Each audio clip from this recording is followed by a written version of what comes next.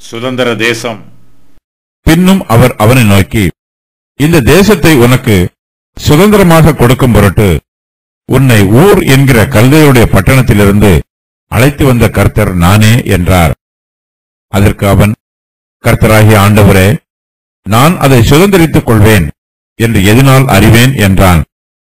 அதற்கு அவர், 3 வயது கிடாரியையும் 3 வயது வெள்ளாட்டையும் 3 வயது ஆட்டுக்கடாவையும் 1 காட்டுப்புறாவையும் 1 புறா குஞ்சையும் என்னிடத்தில் கொண்டு வா என்றார். அவன் அவைகள் எல்லாவற்றையும் அவரிடத்தில் கொண்டு வந்து அவைகளை நடுவாக துண்டித்து துண்டங்களை ஒன்றுக்கொன்று எதிராக வைத்தான். பட்சிகளை அவன் துண்டிக்கவில்லை. பறவைகள் அந்த உடல்களின் மேல் இறங்கின. அவைகளை ஆபிராம் துரத்தினான். கர்த்தர் ஆபிராமுக்கு கானான் தேசத்தை சுதந்திரமாக கொடுக்கிறார். கர்த்தர் ஆபிராமை நோக்கி, இந்த தேசத்தை உனக்கு சுதந்திரமாக கொடுக்கும் பொருட்டு உன்னை ஊர் என்கிற கல்தேயருடைய பட்டணத்திலிருந்து அழைத்து வந்த கர்த்தர் நானே என்று சொல்லுகிறார்.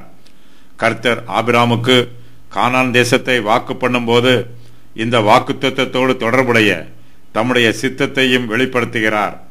ஆபிராம் வாக்குத்தத்தம் பண்ணப்பட்ட சந்ததியையும் விசுவாசிக்க வேண்டும்.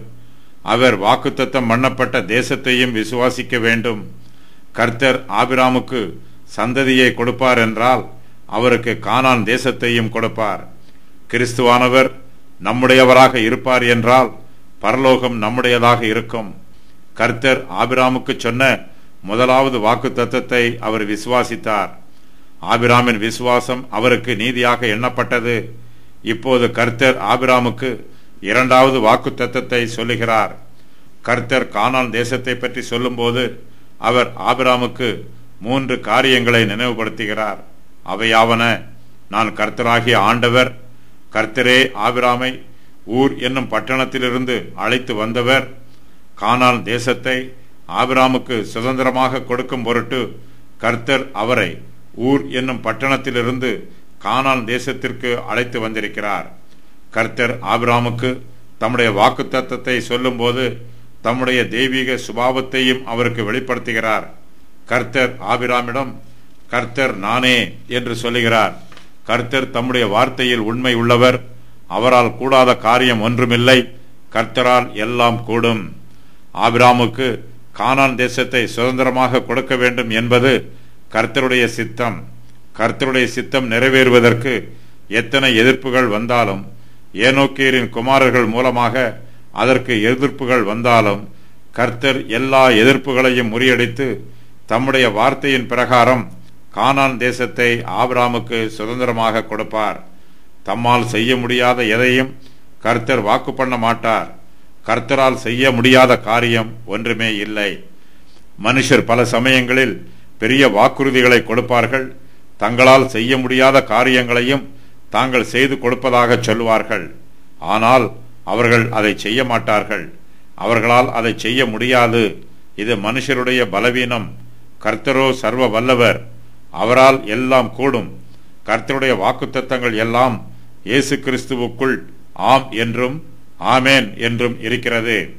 கர்த்தர் தாமே ஆபிராமை ஊர் என்கிற கல்தேயருடைய பட்டணத்திலிருந்து கானான் தேசத்திற்கு அழைத்து வந்திருக்கிறார். யூதருடைய பாரம்பரிய சரித்திர ஆகமங்களில் ஆபிராமை பற்றி அதிகமாய் எழுதப்பட்டிருக்கிறது. ஆபிராம் விக்கிரகங்களை ஆராதிக்க மறுத்ததற்காக அக்காலத்து ஜனங்கள் அவரை எரிகிற அக்கினி சூளையிலே போட்டுவிட்டார்கள் என்றும், கர்த்தருடைய அற்புதமான வல்லமையினால் அவர் அக்கினி சூளையிலிருந்து தப்புவிக்கப்பட்டார் என்றும் யூதருடைய பாரம்பரிய சரித்திரம் சொல்லுகிறது.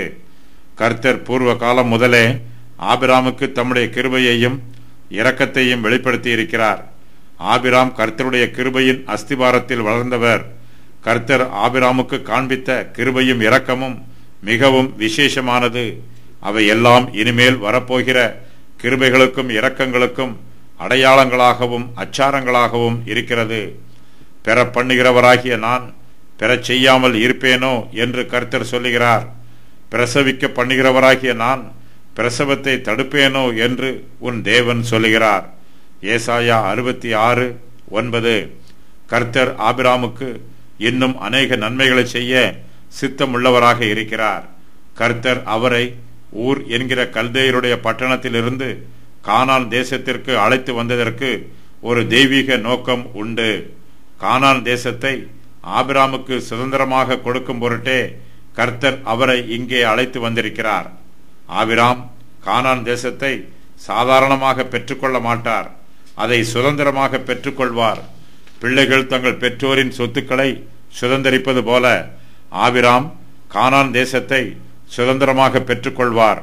கானான் தேசம் கர்த்தருக்குரியது. கர்த்தர் தமக்குரிய தேசத்தை ஆபிராமுக்கு சுதந்திரமாக கொடுக்கிறார். கர்த்தர் கொடுக்கும் சுதந்திரம் உறுதியானதாகவும் நிச்சயமானதாகவும் இருக்கும். கர்த்தர் ஒவ்வொரு விசுவாசியின் இருதயத்திலும் தம்முடைய தெய்வீக திட்டத்தின் பிரகாரமாகவே கிரியை செய்கிறார். கர்த்தர் ஆபிராமை ஊர் என்கிற கல்தேயருடைய தேசத்திலிருந்து அழைத்து வந்ததற்கு ஒரு நோக்கம் உண்டு. அதுபோலவே கர்த்தர் விசுவாசிகளுடைய இருதயங்களில் தம்முடைய தெய்வீக கிரியைகளை நடப்பிப்பதற்கும் ஒரு நோக்கம் உண்டு. தம்முடைய ஜனங்கள் எல்லோரும் பரலோகத்திலே பாதுகாப்பாக பிரவேசிக்க வேண்டும் என்பதே கர்த்தருடைய திட்டம்.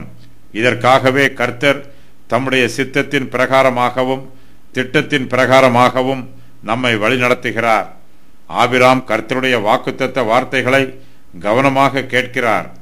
ஆனாலும் கர்த்தர் தம்முடைய வார்த்தைகளை அடையாளத்தினால் உறுதி பண்ண வேண்டும் என்று ஆபிராம் எதிர்பார்க்கிறார்.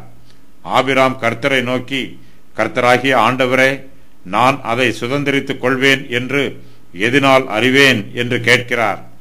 ஆபிராம் கர்த்தருடைய வார்த்தைகளை சந்தேகப்படவில்லை, அவர் கர்த்தரை விசுவாசிக்கிறார். ஆனாலும் ஆபிராம் தன்னுடைய விசுவாசத்தை பலப்படுத்திக் கொள்ளவும் உறுதி பண்ணிக் கொள்ளவும் விரும்புகிறார். ஆபிராம் கர்த்தரிடத்தில் விசுவாச வார்த்தைகளை பேசாமல் விசுவாச வார்த்தைகளை ஜெபத்தோடு பேசுகிறார். ஆபிராம் கர்த்தரை நோக்கி, கர்த்தராகிய ஆண்டவரே, என் அவிசுவாசம் என்னை விட்டு நீங்க எனக்கு உதவி செய்யும் என்று பொருள்படுமாறு ஜெபம் பண்ணுகிறார். ஆபிராம் கர்த்தருடைய வார்த்தையை விசுவாசித்தாலும் அது நிறைவேறும் என்பதற்கு ஒரு அடையாளத்தையும் எதிர்பார்க்கிறார். ஆபிராமுக்கும் சோதனைகள் வரும். கர்த்தர் தம்முடைய வார்த்தையை அடையாளத்தினால் உறுதி பண்ணும்போது ஆபிராம் தனக்கு வரும் சோதனைகளை மேற்கொள்வதற்கு அது உதவியாயிருக்கும். கர்த்தர் கொடுக்கும் அடையாளம் ஆபிராமுக்கு மாத்திரமல்ல, அவருடைய பின் சந்ததியாரின் விசுவாசத்தை வர்த்திக்க பண்ணுவதற்கும் உதவியாயிருக்கும். ஆபிராம் இதையெல்லாம் மனதில் நினைத்து, கர்த்தராகிய ஆண்டவரே, நான் அதை சுதந்திரித்துக் கொள்வேன் என்று எதினால் அறிவேன் என்று கர்த்தரிடத்தில் கேட்கிறார். கர்த்தர் ஆபிராமிடம் தமக்கு ஒரு பலியை ஆயத்தம் பண்ணுமாறு சொல்லுகிறார். இதன் மூலமாக கர்த்தர் அவருக்கு ஒரு அடையாளத்தை காண்பிப்பார். கர்த்தர் ஆபிராமை நோக்கி, 3 வயது கிடாரியையும் 3 வயது வெள்ளாட்டையும் 3 வயது ஆட்டுக்கடாவையும் 1 காட்டுப் புறாவையும் 1 புறா குஞ்சையும் என்னிடத்தில் கொண்டு வா என்று சொல்லுகிறார். ஆபிராமும் கர்த்தர் தனக்கு சொன்ன பிரகாரம் பலியை ஆயத்தம் பண்ணுகிறார். ஆபிராம் அவைகள் எல்லாவற்றையும் கர்த்தரிடத்தில் கொண்டு வந்து அவைகளை நடுவாக துண்டித்து துண்டங்களை ஒன்றுக்கொன்று எதிராக வைக்கிறார்.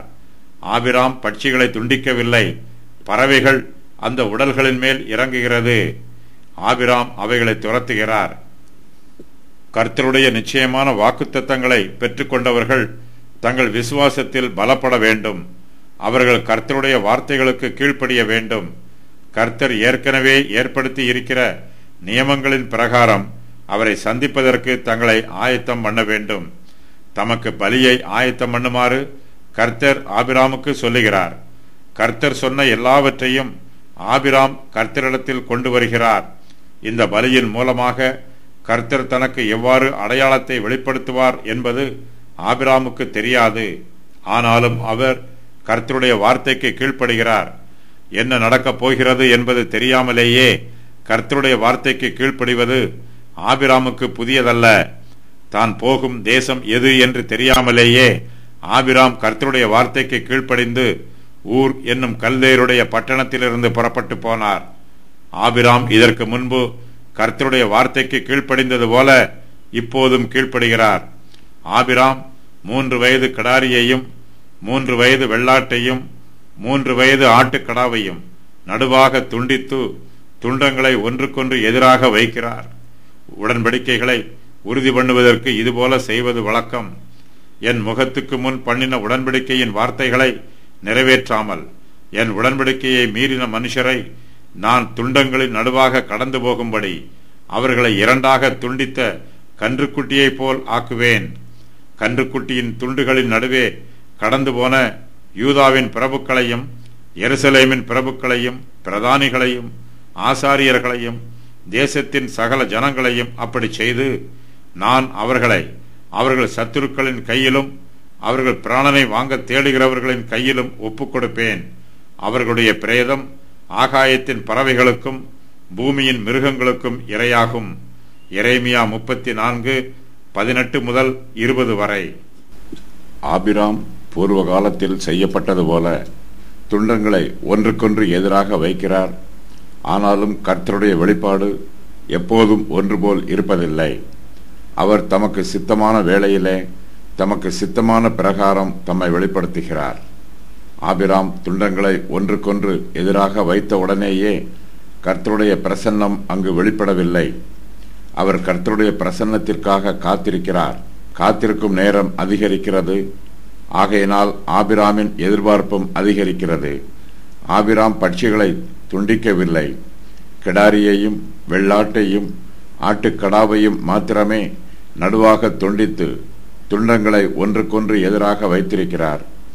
கர்த்தருடைய பிரசன்னம் வெளிப்படுவதற்கு தாமதமாயிற்று. அப்போது பறவைகள் அந்த உடல்களின் மேல் இறங்குகிறது. ஆபிராம் அவைகளை துரத்துகிறார். நாம் கர்த்தருக்கு பலி செலுத்தும் போது அந்த பலியின் மீது பறவைகள் பறந்து வருவது போல வீணான சிந்தனைகள் நம்முடைய மனதிலே ஏற்படலாம். ஆபிராம் அந்த பறவைகளை துரத்தினது போல நாமும் வீணான சிந்தனைகளை நம்மை விட்டு துரத்த வேண்டும்.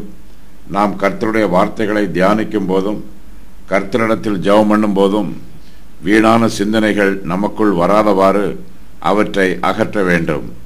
கர்த்தருடைய சமூகத்திலே எந்த விதமான இடையூறும் இல்லாமல் அவரோடு ஐக்கியமாய் இருக்க வேண்டும்.